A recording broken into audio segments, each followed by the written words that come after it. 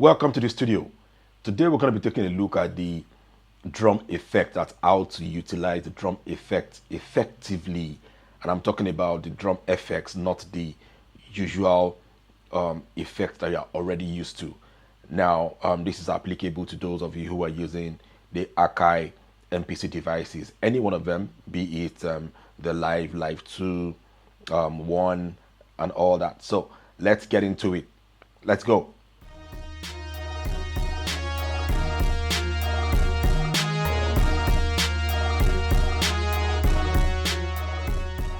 Welcome back. Like I said earlier, let's take a look at the drum effects on the Akai MPC devices. One thing you need to know is why you take your time to buy sample packs up and down, and you basically just adding kicks to, adding kicks upon kicks and buying snare upon snare and all that. What those people have taken the liberty of doing is they took their time to sit down and apply effects on majority of this particular sample that they already have. And all they need to do is make one, then tweak it and then repack it, and then bundle it up and sell it back for you or to you. So we are going to look at how, with the little that you already have right now, with the little that you currently have, the little samples that you currently have, the kicks and all that, you can actually manipulate them to fit into whichever genre of music you're doing or whichever style of music you want to produce, and it will save you a lot of money buying packs for the sake of kicks or for the sake of the drums and all that. Something that you can actually manipulate and recreate yourself. So we're gonna do like a hands-on, quickly just dive into it. We'll take the liberty of loading a particular sample, a particular kit that we have currently that I think it's actually bundled with the application with MPC device. So we'll load it up and then we'll check, maybe that we'll just check one of the drums, one of the kicks. Yeah, we'll check that. Then we'll be able to use that to see how the manipulation can actually be effected on that particular drum and what we can get out of it. So let's just do that right away. Okay, go to menu and then on my browser, I click on browser. Let me try trap drums. I like to work with what's currently obtainable here, just so.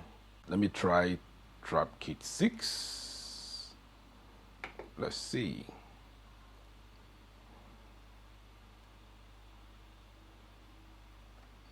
Let's go back to main. Let me work with trap kit 6. Okay, this might make sense. Let's hear it again.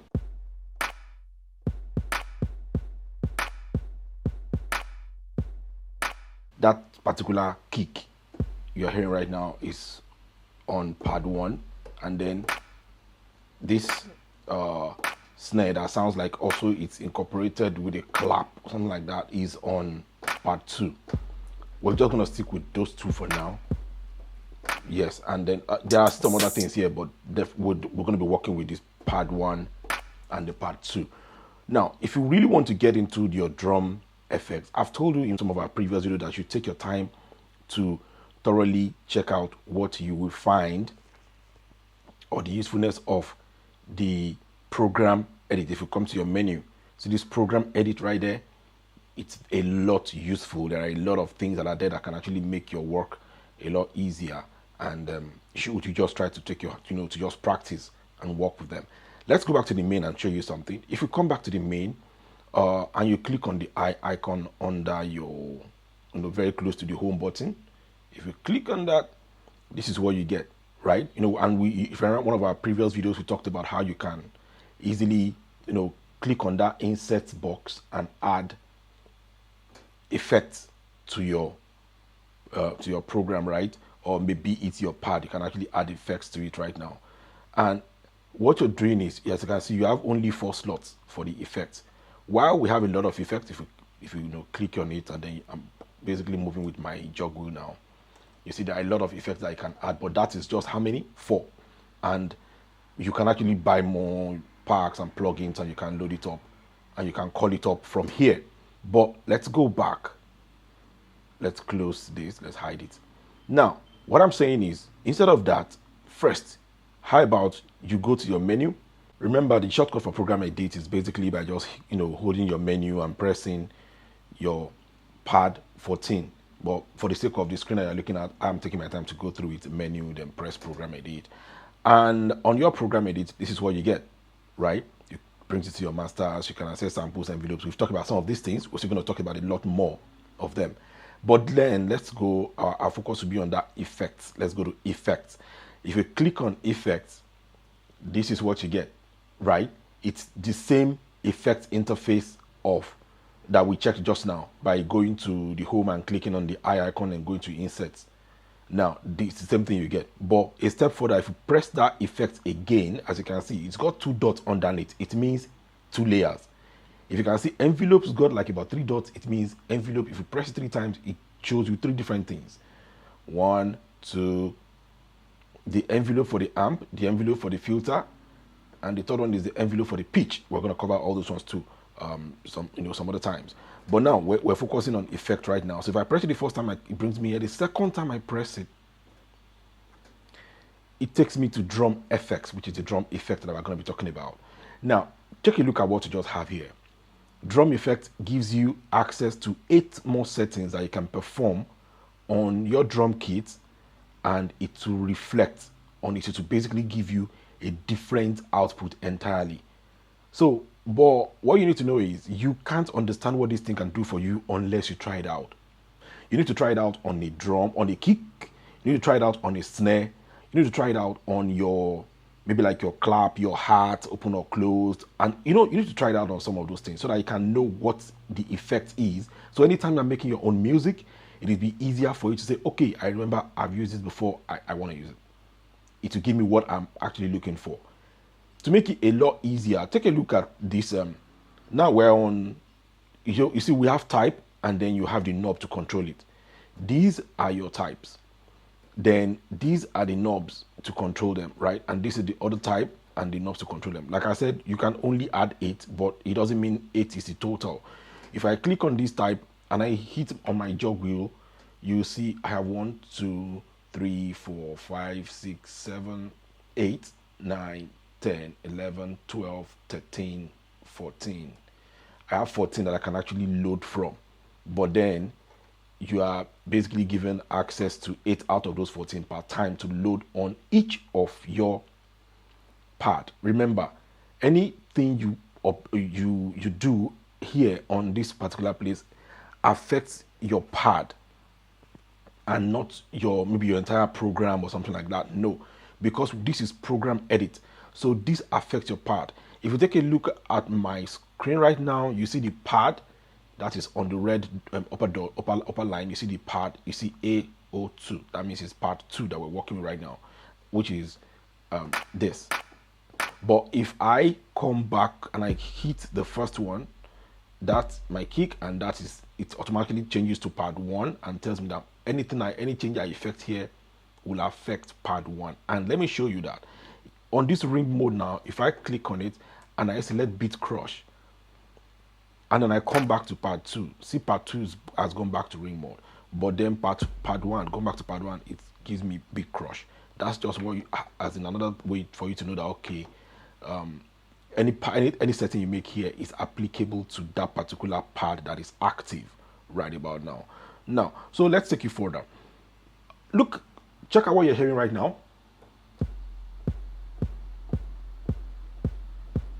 There are different ways that you can actually use to modify this, right? Out of the box. You can basically just click here. That is, you can click on that particular knob in itself. And once you do that, you can use your jog wheel, to turn it. If you click on that particular knob in front of the type of the drum effect, you can use the knob to move it up and down. Do you get that? Works. Or if you double click on that particular knob in itself, then you can use your hand also. I'm using my hand right now on the screen to just knob it, to turn it. I'm just basically just using my hand on the screen right now. So, but it's a lot easier when if you don't need to stress yourself to start double clicking and then using your hand to turn it. You can basically just use your knob to move it, either up or down. And another way you can do that is your Q link. If you press your Q link, you see right now it is Q1 on your Q link button. You can see the yellow icon, you can see the yellow box surrounding the whole of that 4. It simply means each of them now is assigned to your 4 jog wheels. You can see them. You see, when I touch any of the jog wheel, this comes up. I can easily put my hand on this, and as I'm changing it, it's changing the type for me. That's the 4 knobs. As I'm changing it, the types are changing. So this is ring mode. Then if I press the Q link again and that yellow button comes here to the next line, it means I want to modify the parameter of that particular knob. You see, modifying the parameter of that type, right? Rather. So that's basically how this works. Knob 1, 2, 3, and 4. The same thing is applicable to the. So when I press the Q link again, the same thing is applicable to the third one, the tube drive, high pass, soft clipper, and gain. I can easily change it by pressing or by just holding each of the knobs. And if I move to the 4th knob, it basically just tells me, okay, I want to change the effect of the knobs. Do you get? So let's take that out. Let's just basically press this, which is A1, and then I will start applying those effects. Then let's see what we get. On the very first one, the ring mode. You see what you're hearing before?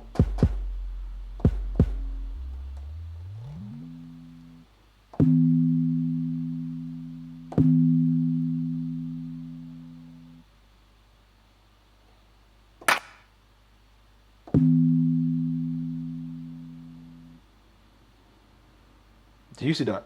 It kind of like it's pitching it up.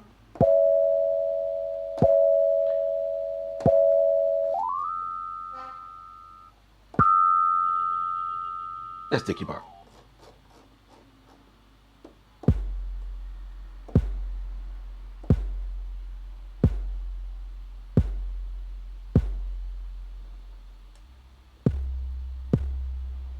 It's kind of like you get. So if I put it on, maybe like for you to make meaning and still not change the value or the weight of your sample, you need to ensure that it's not much. You get that at 43 now, even at 40, off 43, it's still okay at 47, at 52.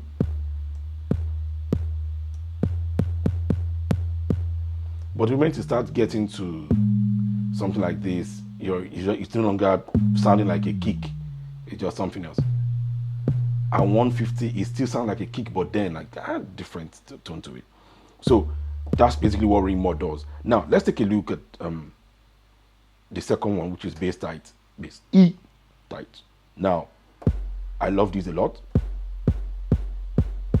This is your normal without any bass tight applied, your normal kick. Now let's apply some. What this does sometimes, like it brings out the bass in that particular. Let's check. Like it makes it kind of like harder. Do you hear that? Like this on the 10. If this comes out of a speaker in a club, it's going to be massive, and it's got some tail behind it. Like it's kind of like it's delayed. Now, let me show you without. Halfway. Now 10. Way deeper. That is basically what bass. That is bass E tight, right? We have 3 variations. I think we have the low, medium, and the tight, and something like that. Then on beat crush, if you come here, you're basically just trying to, add some elements, of beat crush to your. If you're now, let's hear that.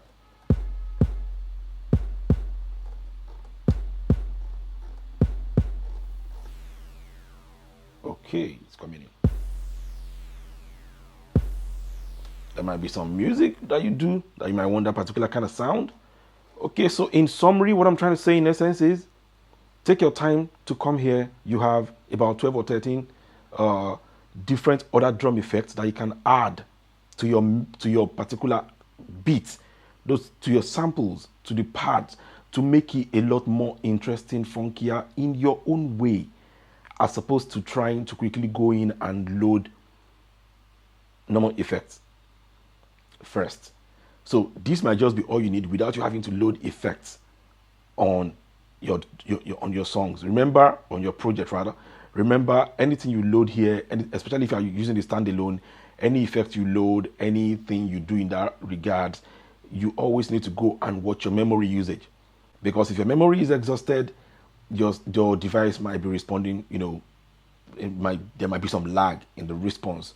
So always try to ensure that you monitor how many things you load. Are they really needed when you are doing your project? We could continue anyway. Don't have for decimator. This is what you get.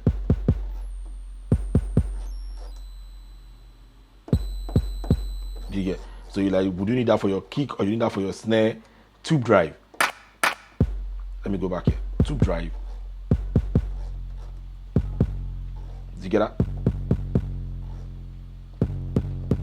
It gives you the feeling that it's passing through a tube. I know some people that actually have used this kind of beat before. No.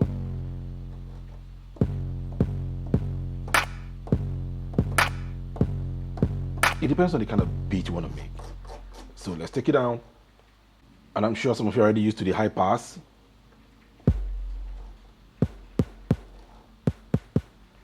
Let's take it back, let's take it back, let's take it back.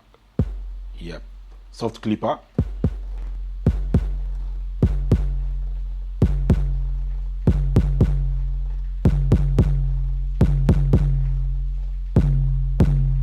Did you see what I just did? So something like the bass tight and then the soft clipper, if you add them to your kick, you're going to get a very good output at a moderate level anyway.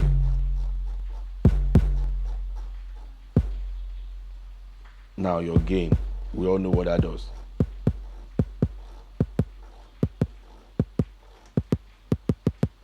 So because this is minus, we're taking away part of it. Then we'll bring it back.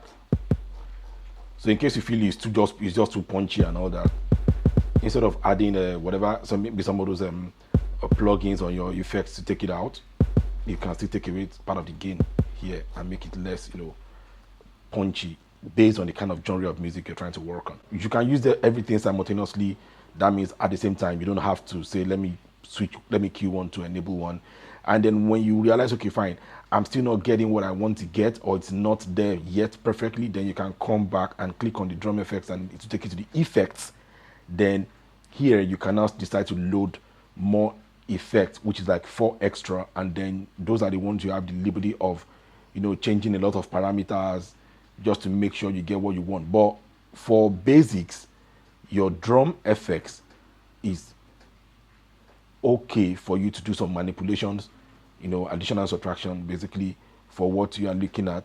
And then it's when you realize, okay, fine, I don't think I'm getting what I want, which sometimes that rarely happens.